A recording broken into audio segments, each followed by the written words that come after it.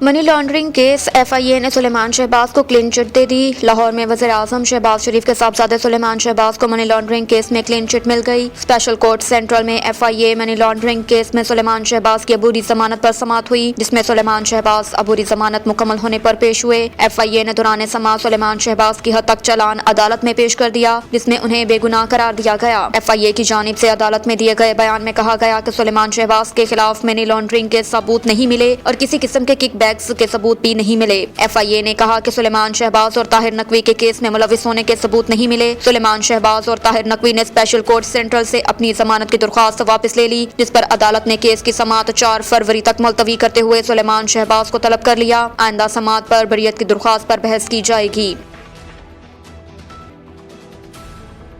Election commission نے نگراں وزیر اعلیٰ پنجاب کے ناموں کا پروفائل جانچنا شروع کر دیا۔ لاہور میں الیکشن کمیشن آف پاکستان نے نگراں وزیر اعلیٰ پنجاب کے ناموں کا پروفائل جانچنا شروع کر دیا۔ تاہم خصوصی اجلاس میں فیصلے کے بعد وزیر اعلیٰ پنجاب کے حتمی نام کا اعلان کیا جائے گا۔ ذرائع کے مطابق یہ اعلان کل کیا جائے گا۔ نگراں وزیر اعلیٰ کے لیے 4 نام الیکشن کمیشن کو موصول ہو گئے، جس پر حکام نے کام کا آغاز کر دیا۔ موصول شدہ 4 ناموں کے پروفائل تیار کرنے کا عمل شروع کر دیا گیا۔ تفصیلی پروفائل میں 4 کی قابلیت اور اپنے شعبے میں کارکردگی شامل ہوگی۔ سیکرٹری الیکشن کمیشن پروفائل خصوصی اجلاس میں پیش کریں گے، جس کے بعد الیکشن کمیشن کل وزیر اعلیٰ پنجاب کے نام کا اعلان کرے گا۔ نگراں وزیر اعلیٰ پنجاب کی تقرری میں پارلیمانی کمیٹی کا ناکام فیصلے کے لیے الیکشن کمیشن کا اجلاس طلب۔ قبل ازیں نگراں وزیر اعلیٰ پنجاب نے تقرر پر پارلیمانی کمیٹی کی ناکامی کے بعد یہ معاملہ الیکشن کمیشن پہنچ جا چکا تھا۔ ذرائع کے مطابق آرٹیکل 224(a) کے تحت نگراں وزیر اعلیٰ کے تقرر کا فیصلہ اب الیکشن کمیشن کرے گا۔ حکومت اور اپوزیشن کے 2 نام الیکشن کمیشن کے پاس پہنچ گئے۔ چیف الیکشن کمشنر نے نگراں وزیر اعلیٰ کے تقرر کے لیے اہم اجلاس کل شام 6:30 بجے الیکشن کمیشن مرکزی سیکریٹریٹ میں طلب کر لیا۔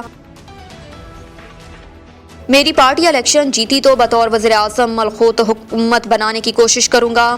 وزیر خارجہ بلاول بھٹو زرداری کا کہنا ہے کہ اگر پیپلز پارٹی الیکشن جیتی تو بطور وزیر اعظم وہ مخلوط حکومت بنانے کی کوشش کریں گے۔ بلاول نے امریکی اخبار کو انٹرویو میں کہا کہ میں میری پارٹی الیکشن جیتی تو بطور وزیر اعظم مخلوط حکومت بنانے کی کوشش کروں گا۔ دہشت گردی سے نمٹنے کا واحد راستہ جمہوریت ہے۔ ہم وزیر اعظم شہباز شریف سے صدر بائیڈن کی مزید روابط کی توقع رکھتے ہیں۔ بلاول نے کہا کہ افغانستان ایک حقیقت ہے، ہمیں عبوری افغان حکومت سے پہلے سے زیادہ روابط بڑھانے کی ضرورت ہے۔ دہشت گروپوں سے متعلق پاکستان اور امریکہ کے مفادات یکساں ہیں۔ انہوں نے کہا کہ دہشت گردی کے چیلنج پر فوجی اور سیاسی قیادت واضح موقف رکھتی ہے۔ افسوس کہ عمران خان کی حکومت تحریک طالبان پاکستان TTP کی طرف سے نرم گوشہ رکھتی تھی۔ عمران خان نے نہ صرف TTP والوں کو رہا کیا بلکہ ان سے مذاکرات بھی کیے۔ بلاول نے کہا کہ اس بارے میں ہم واضح ہیں کہ کسی بھی دہشت گرد تنظیم سے کوئی بات چیت نہیں ہوگی۔ چیئرمین پیپلز پارٹی نے مزید کہا کہ یقین ہے اگر عبوری افغان حکومت کے ساتھ مل کر کام کریں تو اپنی سیکیورٹی ممکن بنا پائیں گے۔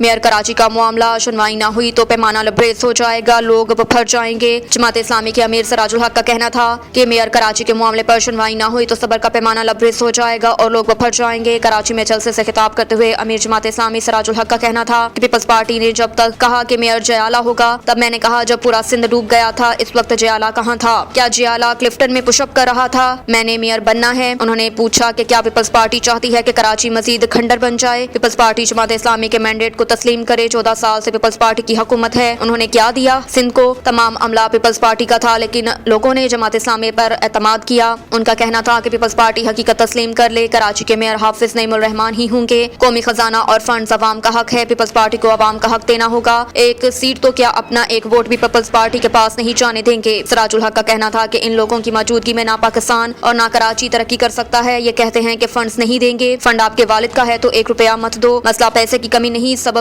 کچھ اور ہے۔ انہوں نے کہا کہ زرعی ملک کی شہری آٹا لائن میں لگا کر لیتے ہوں تو شرم کی بات ہے۔ دنیا نے پاکستان پر خدشات کا اظہار کیا، کیا پیسے شفاف طریقے سے استعمال ہوں گے؟ انہوں نے کہا کہ میں نے مرکزی مجلس عاملہ کا اجلاس بلایا ہے، سنوائی نہیں ہوئی تو پیمانہ لبریز ہو جائے گا، لوگ پھر جائیں گے۔ 23 جنوری کو فائنل فیصلہ دیں گے، پھر ذمہ داری پیپلز پارٹی کی ہوگی۔